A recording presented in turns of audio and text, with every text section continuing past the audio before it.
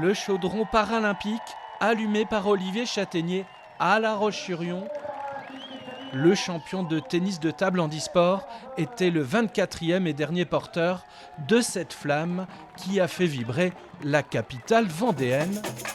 Une flamme qui avait pris son départ un peu plus tôt place Jacques Chirac avec le pilote de handicart Fabrice Dubois, un premier relayeur devenu tétraplégique après un accident de moto à l'âge de 28 ans.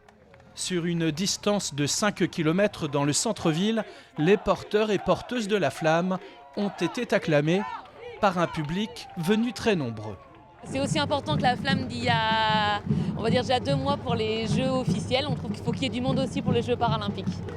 Sportifs ou non sportifs, valides ou non valides, une flamme paralympique portée dans le cœur de ces relayeurs, pour la plupart vendéens. C'est un honneur d'avoir pu porter cette flamme et j'en ai pas les mots, c'était tellement beau, ce monde autour, c'est waouh quoi. Je sais même pas quoi dire, enfin, franchement. J'ai vraiment pris plaisir à la porter, il y a eu un peu de stress avant, je l'avoue, mais alors le moment je l'ai vraiment pris en pleine face et c'était grandiose, j'ai jamais vécu quelque chose d'aussi intense. Ah, c'est génial, il n'y a même pas de mots, je dirais.